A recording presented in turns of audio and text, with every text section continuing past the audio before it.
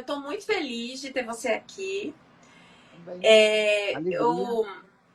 eu lembro que, olha o ano, em 2019, estávamos lá na FGV, e aí você me deu esse livro aqui, Autoliderança, uma jornada espiritual, para maior consciência na gestão com pessoas. Eu acho que essa capa é até edição antiga, né? Ele tá com a capa Agora, nova, não é isso? agora Pois é é, essa. eu Saiu percebi a, que é da a árvore. terceira edição. Foi É, feita essa que uma eu tenho nova é a edição. segunda edição. E aí a Isso. capa já mudou. É, então, gente, tá vendo? Eu sou das antigas, viu, gente? Saiu a E nova aí eu edição, lembro, um prefácio novo da Monja Coen. A gente fez uma revisão. nessa terceira edição, né? Isso. Legal, legal. É, e aí eu lembro que você me deu com muito carinho, né, esse livro. E eu achei muito legal, a gente sabe, né? Nós somos colegas de FGV, a gente trabalha bastante com essa questão do autoconhecimento para líderes e tal. E quando eu pensei, né, nos temas aqui para o nosso papo seleto, a autoliderança, a autogestão, com certeza já era um tema importante. Aí eu lembrei do seu livro. E aí por isso que eu quis convidar você. Obrigado. Obrigada, viu, por ter aceito. E eu que agradeço, uma honra estar com você. Te admiro muito. Admiração recíproca. Então, gente, para quem não conhece o Robson, deixa eu apresentar ele, tá?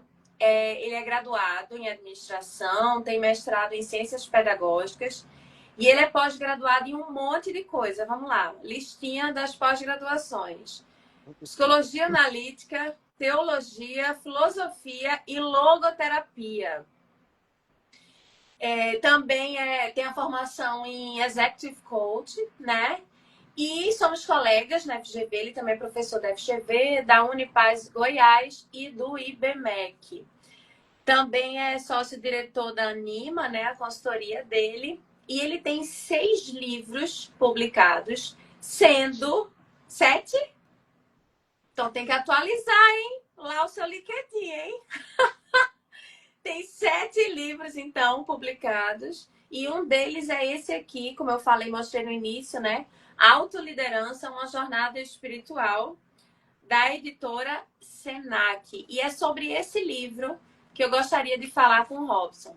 Mas como o Robson, eu sempre gosto, Robson, de na apresentação trazer alguma característica pessoal, porque a gente também é gente, né? E eu acho que isso humaniza nosso currículo. E aí, gente, se você conversar com o Robson, você conhecer Robson, você vai ver o quanto que ele é um pai super orgulhoso e um avô super orgulhoso e babão, ó. Até tatuou. Tá com quantos netos? 2 netinhos e um na Tem barriga, né, dois, Robson? tem dois. O Inácio, que fez 3 anos, a Eleonora tem 8 meses e a Esther vai nascer em setembro. Pois é, esse é o Robson. Ele sempre fala dos filhos, eu acho isso muito legal, com muito orgulho de seus netos também. Enfim, então vamos lá, Robson. O que é autoliderança para você? Fala aí pra gente. Então, Paloma, eu acho que primeiro mais uma vez, muito obrigado e a gente compartilha de tantas coisas em comum e estou feliz de estar aqui conversando com você. Eu fiz essa reflexão à luz do processo de individuação que a gente estudou em Carl Jung.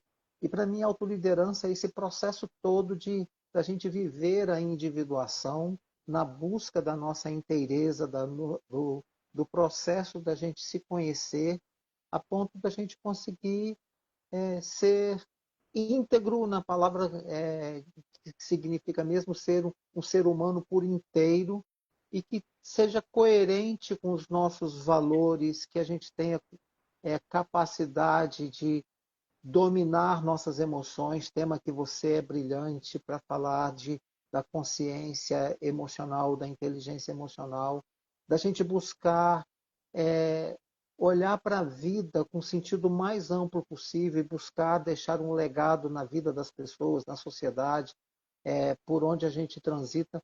Então, a autoliderança ela é um escopo enorme, mas que é da própria vida. Nós vamos passar fazer a trajetória, essa jornada toda, na busca do autoconhecimento, na busca da gente ser plenamente humano. E Jung chamou isso de processo de individuação, o processo de se tornar inteiro, que é uma longa jornada que, Que não que é tem fim, fundamental, né?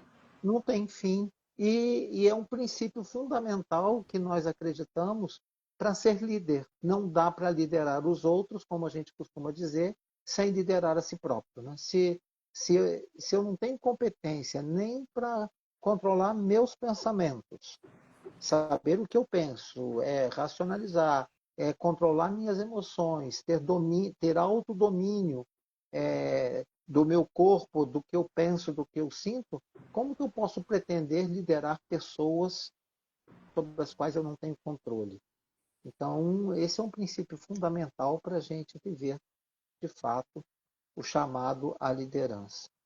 Legal, eu acho esse tema, assim, esse ponto extremamente importante, porque no mundo corporativo a gente fala muito, né? Quando eu tô, por exemplo, dando aula, né, de liderança e tal, eu faço a pergunta bem simples, não, o que é liderança para vocês? Vamos lá, o que é liderança?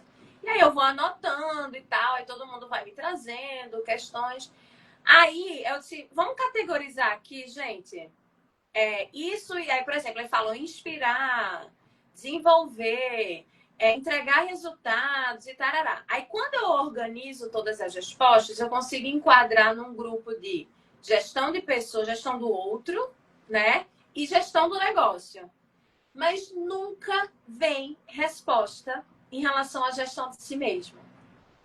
E é o primeiro degrau, né, para a liderança. É essa autogestão, é essa autoliderança. E a gente sempre esquece que é um pilar fundamental para uma boa liderança. Né?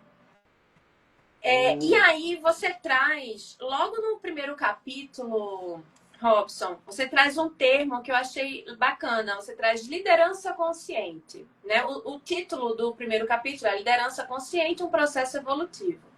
Mas antes de ler, né, o capítulo, quando eu li o título, Liderança Consciente, achei interessante. E eu queria que você compartilhasse com o pessoal aqui. O que seria liderança consciente? Está bem relacionado ao que a gente acabou de falar, nesse processo de autoliderança, da busca do si mesmo, da busca do que é ser humano, ser plenamente humano, consciente de quem somos nós, de quem eu sou, de quem a vida me chama a ser plenamente humano, e aí eu tenho que buscar essa identificação. Jung fala do self, de buscar esse processo de autoconhecimento, de identificar quais são os meus valores, qual o significado da vida para mim, qual a minha contribuição para o mundo. Então, nós vivemos essa longa jornada com esse propósito maior, que significa ter consciência de tudo. Quem eu sou, o para que eu estou aqui, qual a minha contribuição, qual o meu legado e como que eu estou vivendo isso de maneira coerente. Você falou da sua pesquisa, eu lembro que, acho que relaciona com isso.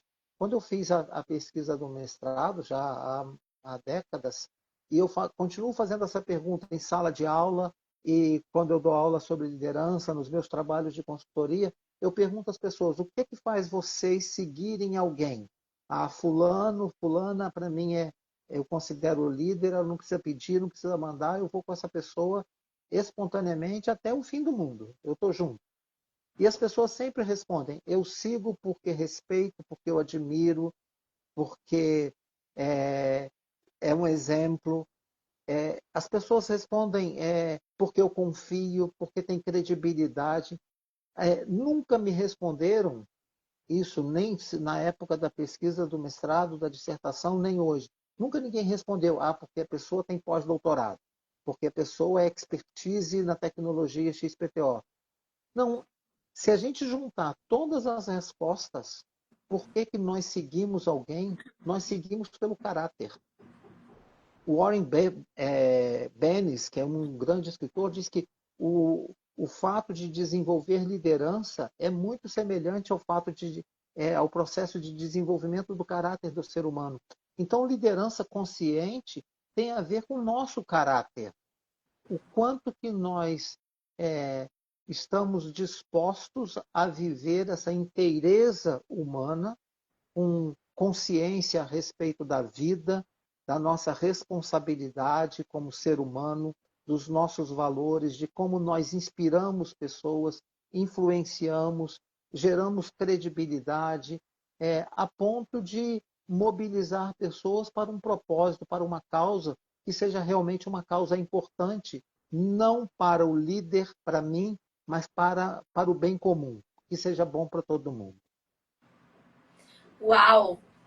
Aí, olha só, Robson, eu não tenho bola de cristal, mas eu acredito que algum líder, talvez, que esteja assistindo a gente agora, ou um líder que vai escutar depois no YouTube ou no Spotify, ele pode estar pensando assim, muito lindo isso que o Robson está trazendo, maravilhoso, no papel.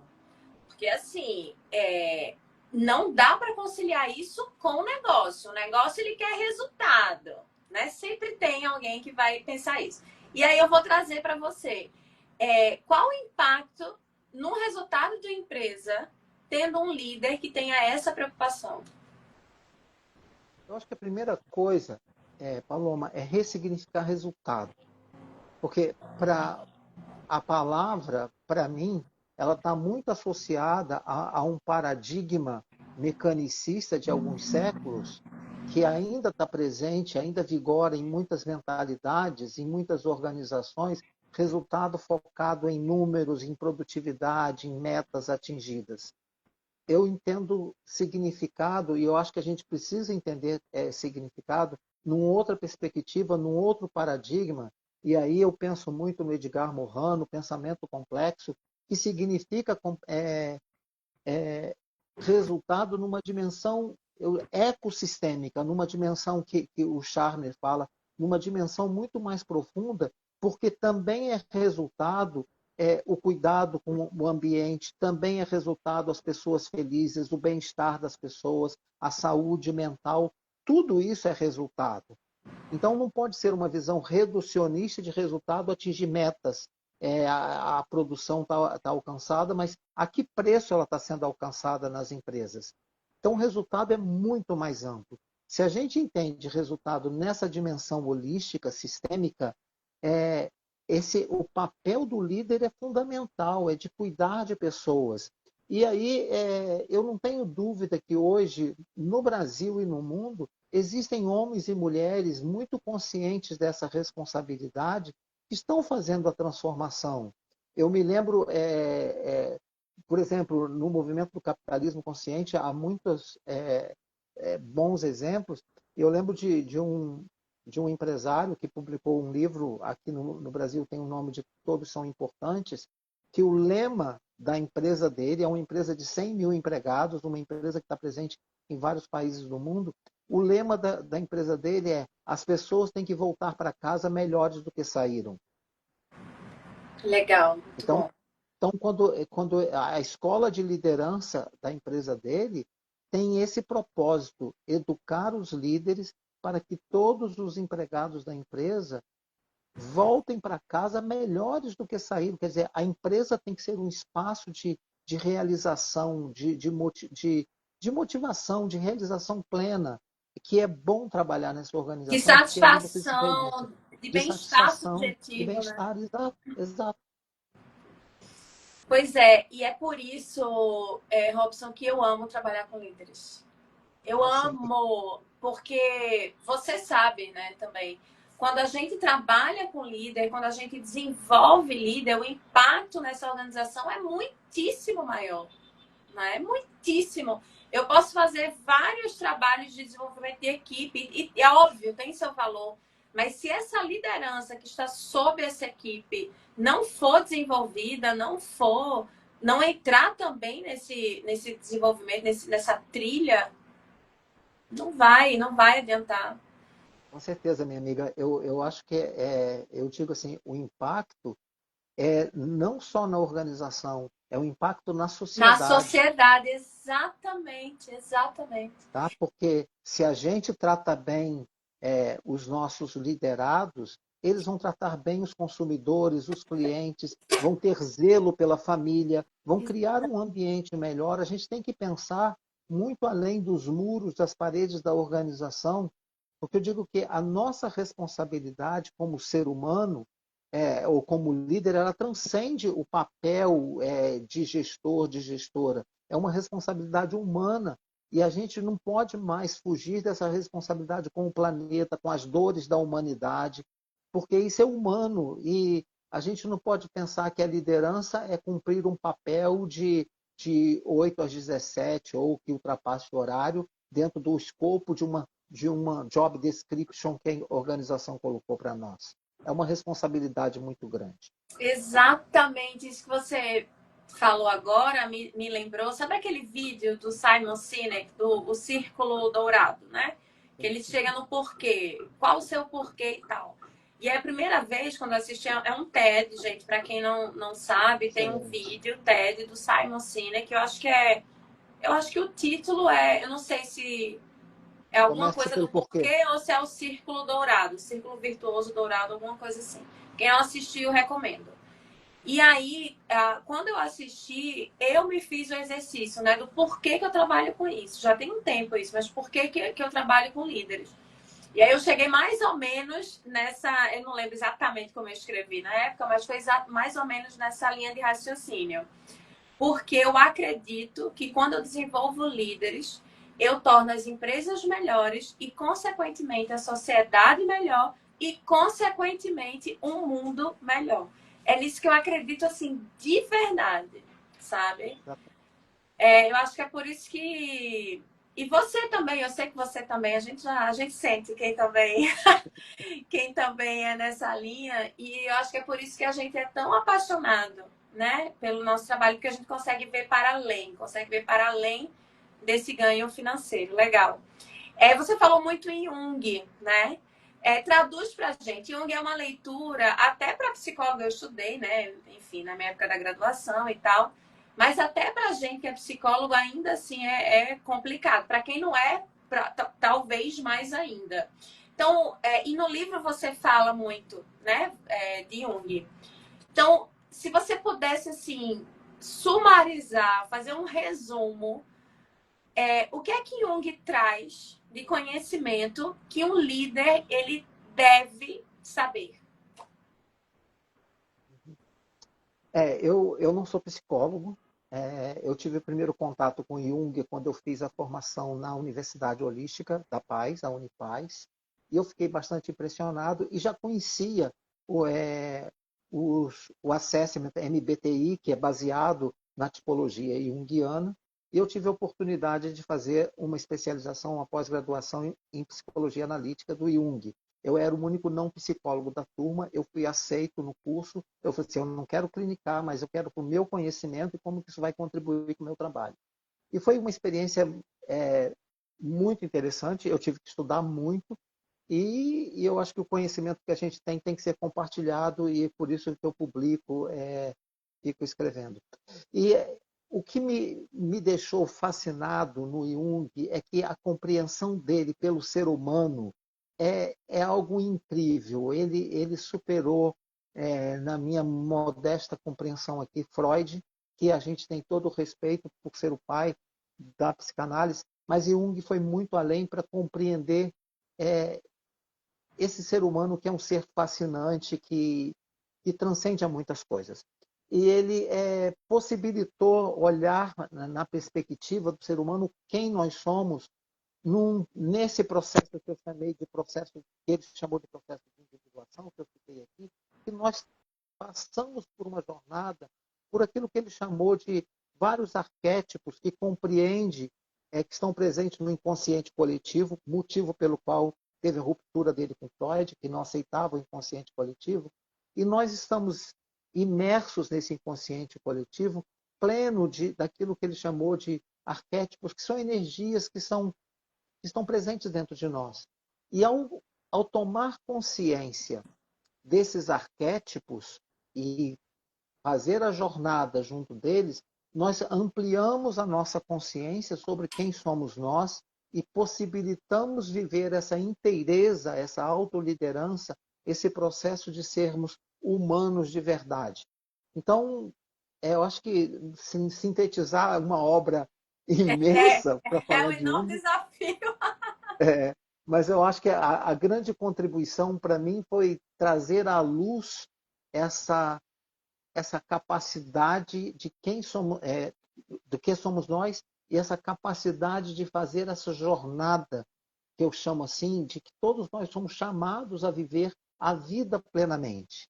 Então, do nascer ao morrer é uma grande jornada de autoconhecimento e ele mostra, digamos assim, o caminho das pedras para fazer isso. Exatamente. E isso é o que você destrincha bem no capítulo 3, né? No capítulo 3 você fala aqui do inconsciente coletivo e dos arquétipos, e aqui tem cada um desses arquétipos. Legal. É, por que é importante? Você já trouxe, né? Você conceituou pra gente o que é liderança consciente, você trouxe isso. Então, como que você orientaria um líder a buscar de forma prática, a desenvolver ou a aumentar, né, essa habilidade da liderança consciente? Como é que você orientaria esse líder a fazer isso, para ele se tornar, para ele ter mais clareza de como ser um líder consciente? Que caminhos você orientaria? Se a gente trilhar aqui esse caminho dos arquétipos, eu acho que o primeiro é tomar consciência de si, até que ponto, daquilo que Jung chamou de persona, até que ponto nós estamos sendo autênticos como pessoas, como ser humano, ou estamos sujeitos às convenções que a sociedade nos impõe. Nós estamos muitas vezes submetidos a isso, mas é muito importante que a gente tenha clareza de quem nós somos, porque a sociedade, eu digo a sociedade de maneira mais ampla possível, as convenções sociais, elas determinam, de alguma maneira, alguns papéis e inconscientemente nós assumimos esses papéis, homens e mulheres. Então, desde a gente, eu digo assim, a gente está no útero da mãe e a família já está dizendo como é que a gente vai ser, até que time a gente vai torcer. Então, parece que em algumas situações a gente não tem muita escolha. Nós somos submetidos a uma avalanche de convenções sociais que limitam a nossa humanidade. A gente deixa de ser um ser humano autêntico para dar respostas às convenções. Vou usar algo até meio E aí, caricatural. só pegando um gancho, e aí ser líder é uma enorme convenção, né? É um É exatamente o enorme que eu ia falar. Então, a gente aí foi o convencionado que título, né, o líder? chefe, o chefe tem que ser duro, não pode se misturar com a equipe, é, tem que ser isso, tem É que ser aquilo, superior. é superior aos outros. E aí isso são convenções que se colocaram.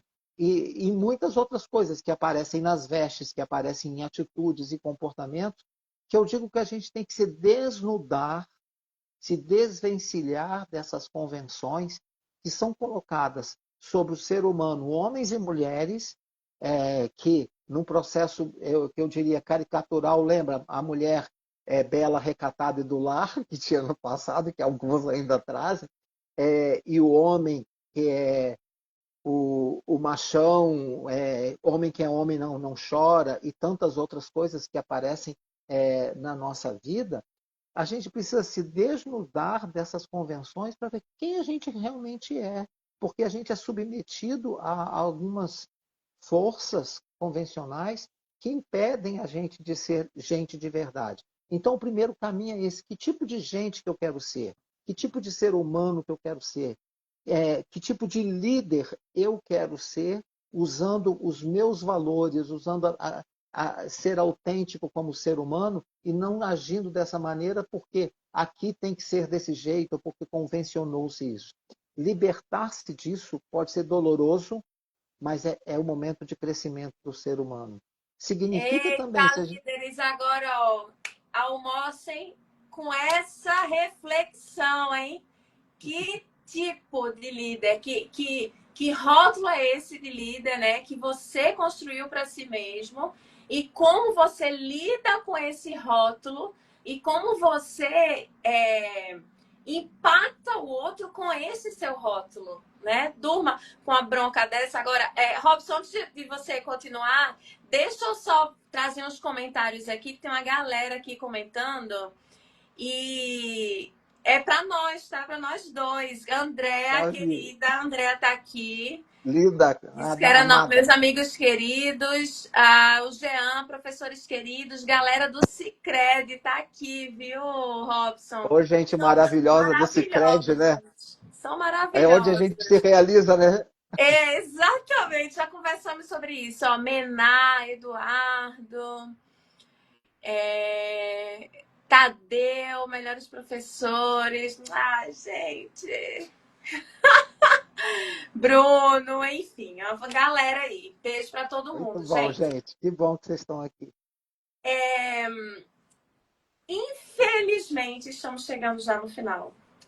E aí, eu decidi que eu quero fazer sempre uma mesma pergunta para todos os meus convidados. E você é o meu primeiro. Apesar de não ser o Opa, primeiro episódio do Papo Seleto, você vai ser o meu primeiro convidado a responder essa pergunta que, independente do tema, eu vou fazer para todos, tá?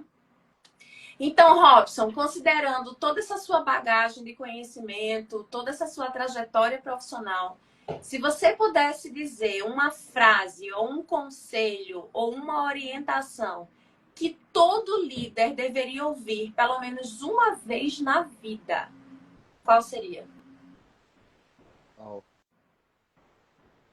eu tenho, eu tenho dito, talvez responda isso. Se você quiser ser um bom líder, seja uma boa pessoa. Se você quiser ser um ótimo líder, seja uma ótima pessoa. Se você quiser ser um excelente líder, seja uma excelente pessoa. Porque liderança tem a ver com um ser humano, tem a ver com o seu ser, o melhor ser humano que você puder ser, o seu caráter. É isso que vai fazer diferença. Não são técnicas. É a expressão do seu caráter que gera confiança, credibilidade, inspiração, admiração, capacidade de mobilizar pessoas para fazer a transformação. E nós devemos agir como agentes de transformação numa sociedade, não só na organização. Exatamente. Ser líder é ser agente de transformação. E às vezes a gente acha que é muito pouquinho, né, o que a gente faz. Mas se enquanto líder, se a gente impactar positivamente somente uma vida, uma pessoa, isso já é muito. Já é muito. E imagina o líder que geralmente não é uma única pessoa, né? É muito mais. Então, assim, eu achei fantástica. Inclusive, vai ser um dos cortes desse episódio. Com certeza já colocarei essa sua reflexão. E assim, eu acredito de verdade que ser líder é uma forma, é um caminho de a gente tornar o mundo um lugar melhor. Sabe? Voltando lá para aquela história do porquê, né? E que bom que a liderança aqui no Brasil conta com você também. Conta com você nesse trabalho de desenvolvimento desses líderes, viu? Eu tenho o maior orgulho de dizer que nós somos amigos. E de Eu trabalhar também. com você, né, na FGV, em alguns projetos, enfim. Eu desejo que Deus continue abençoando você, sua vida, sua trajetória, sua família, viu? Muito Você também, obrigada por ter querido. aceito o convite. Eu que agradeço. Uma alegria estar com você e que bom que tanta gente querida está participando conosco. Obrigado. Gente, beijo para vocês e em breve o episódio vai estar no YouTube e no Spotify. Beijos! Beijos. Obrigado.